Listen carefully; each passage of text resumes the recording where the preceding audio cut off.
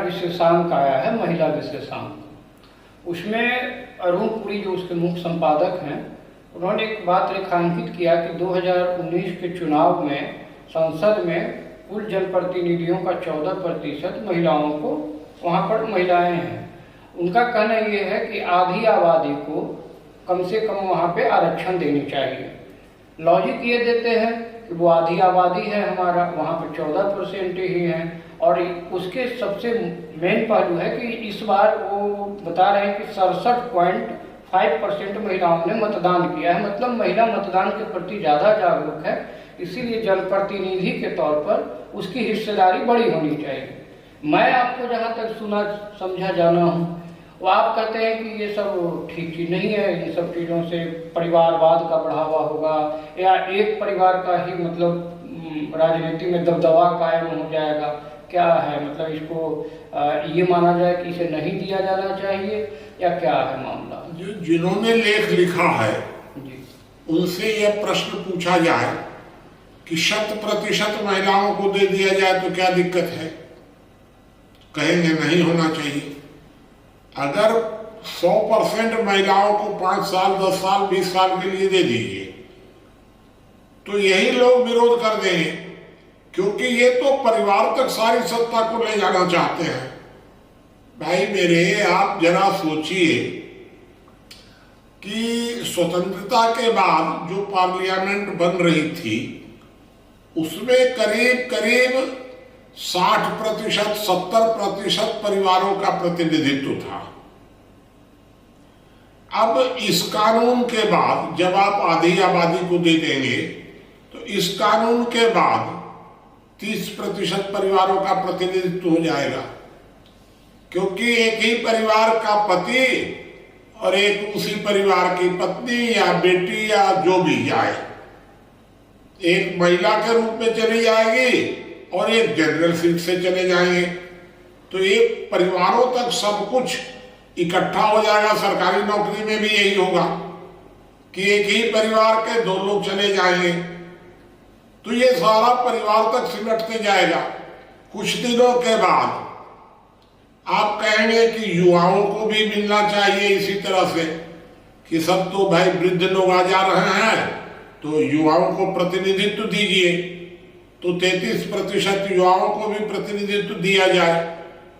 और जब युवाओं को प्रतिनिधित्व दिया जाएगा तो ये संख्या 30% से घट करके और 20% हो जाएगी।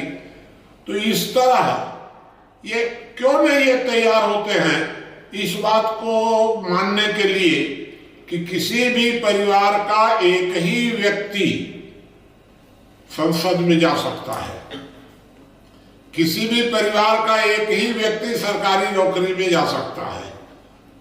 अगर यह कर दे तो हम सहमत हैं कि आप दे दीजिए जितना आरक्षण देना हो, कोई आपत्ति नहीं है, लेकिन परिवार से एक को जाना चाहिए। आप जरा विचार करिए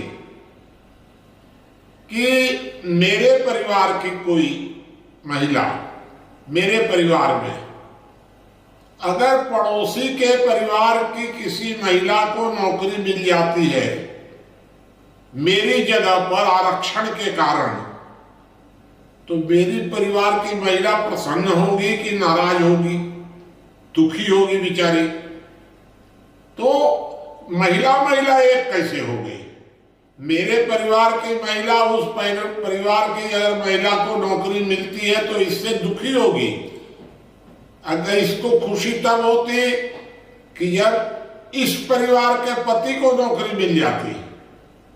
तो परिवार रूपी इकाई को तोड़ने का कुचक्र है यह आरक्षण, और यह बिल्कुल नहीं होना चाहिए। मैं तो इस प्रकार के किसी आरक्षण के खिलाफ हूं जो इस प्रकार परिवार को तोड़ता है, समाज व्यवस्था को तोड़ता है, योग्यता को किसी भी प्रकार से जो नुकसान पहुंचाता है उसको तो बिल्कुल। आप देखिए अभी अनेक जगह पर ग्राम पंचायतों में जहां भी रिजर्वेशन हुआ है वहां महिलाएं चुनाव जीत के जाती हैं, घूमी बहरी सरीखे बैठी रहती हैं, पुरुष लोग काम करते हैं।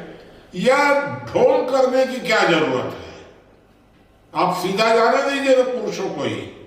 लेकिन ये नाटकबाजी, बिना मतलब के नाटकबाजी, महिलाओं को सशक्त करने की सामाजिक आवश्यकता है, कानूनी आवश्यकता नहीं है। महिलाओं को सशक्त करना यह पूरी तरह से घातक है। अभी आप देख लीजिए, आधुनिक महिलाएं सशक्त हो रही हैं, पारंपरिक महिलाएं तो नहीं हो रही हैं। तो आधुनिक महिलाएं ज्यादा नुकसान पहुंचा रही हैं। अभी एक वो सूचना सेठ का जो मामला आया है, इस तरह के मामले आपको देश में लगातार बढ़ते जा रहे हैं।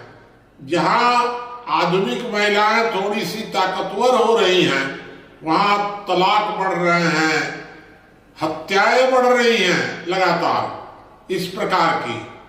तो ये सब सारी समस्याएं जो हैं, ये बाई प्रोडक्ट हैं इन कानूनों के। तो मैं इस प्रकार के किसी कानून के खिलाफ हूं जो परिवार व्यवस्था को तोड़ने में सहायक बन रहे हैं।